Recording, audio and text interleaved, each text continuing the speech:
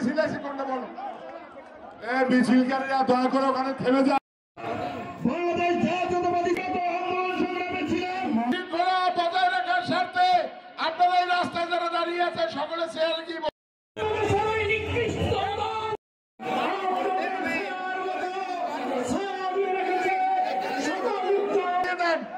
মিছিল আছে কোনটা বলো? মিছিলকারীরা দয়া করে ওখানে থেমে যান। ওখান থেকে ডান দিকে চেয়ার রয়েছে, আপনারা চেয়ারে বসুন। মিছিল ডান দিকে এখানে সম্মানিত নেতৃবৃন্দ এই যে সহকর্মী তাদের জন্য সংরক্ষিত জায়গাটা ওই জায়গাটা ডাক্তার ইমন আর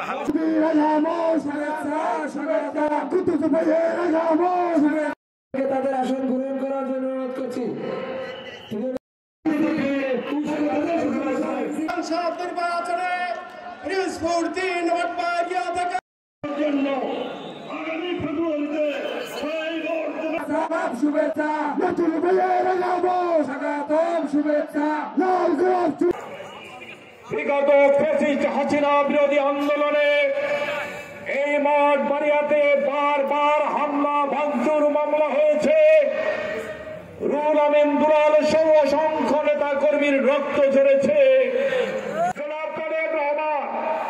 আমাদের প্রিয় রাজনৈতিক অভিভাবক এই মঠ বাড়িয়াবাসীকে উনি সালাম জানিয়েছেন।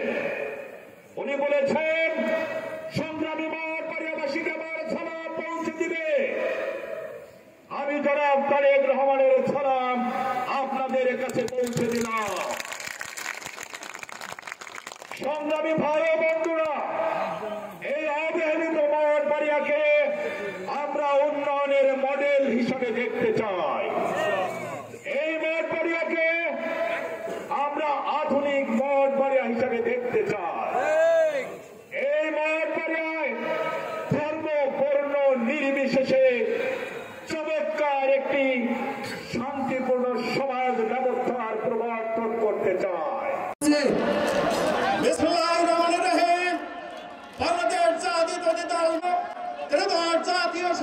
আগামী ফেব্রুয়ারির নির্বাচনে আপনাদের সঠিক সিদ্ধান্ত নিতে হবে। বন্ধুগণ, আমাদের দলের ভারপ্রাপ্ত চেয়ারম্যান একটি স্লোগান আমাদের শিখিয়েছে, সেটি হচ্ছে সবার আগে বাংলাদেশ। আমরা সেই স্লোগানে উদ্দীপ্ত হয়ে বাংলাদেশকে রক্ষা করার জন্য আগামী ফেব্রুয়ারি মাসের নির্বাচনে ধানের শীষের প্রার্থীকে বিজয়ী করবে এবং ভবিষ্যৎ বাংলাদেশ বিনির্মাণে আমাদের ভূমিকা রাখতে হবে। আপনাদের মনে রাখতে হবে, বাংলাদেশের শত বাধা বিঘ্নতা পেরিয়ে বাংলাদেশ থেকে একজন বিএনপির কর্মী, একজন খালেদা জিয়ার সৈনিক, একজন শহীদ জিয়ার সৈনিক দেশ ছেড়ে বিদেশে যায় নাই। আর পাশাপাশি আওয়ামী লীগের একজন এমপি আজকে বাংলাদেশে নাই। জনসমর্থন প্রদান করে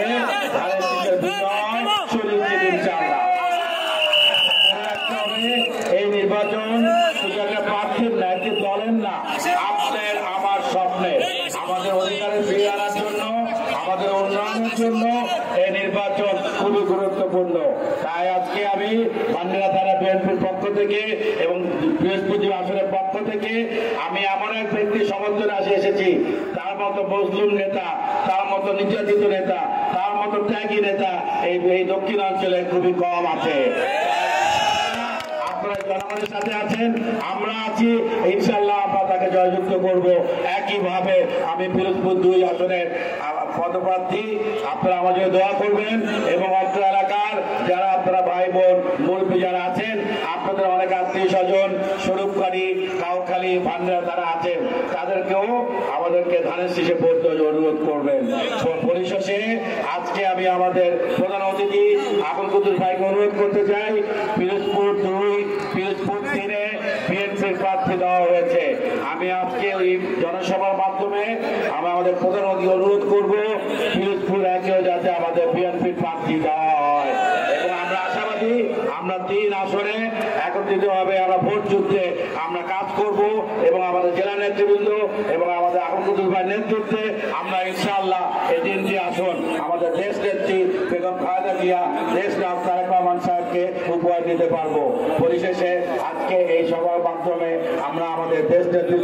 সুস্থতা কামনা করছি এবং একই সাথে আমরা দোয়া চাচ্ছি আমাদের দেশ নাম তারেক রহমান সাহেবের জন্য যে সুস্থভাবে দেশে ফিরে এসে আমাদের নেতৃত্ব দিবেন আগামী বাধা বিঘ্ন অতিক্রম করে আজকে মঠবাড়িয়ার বিএনপি এবং মঠবাড়িয়ার জনগণ আজকে দেখিয়ে দিয়েছে কোন কূটনীতি রাজনীতির কাছে পরাজিত হবেই হবে। সে কারণে আজকে আপনারা এখানে সকলে ঐক্যবদ্ধভাবে সমাবেত হয়েছেন। এই জন্য জেলা বিএনপির পক্ষ থেকে মঠবাড়িয়াবাসীর রাজনৈতিক প্রজ্ঞার আমি শ্রদ্ধা জানাই, সম্মান করি। এখন আগামী ফেব্রুয়ারি নির্বাচনে আমরা তারেক রহমানকে এই পিরিজপুর 3 মঠবাড়িয়া আসন উপহার দেব না।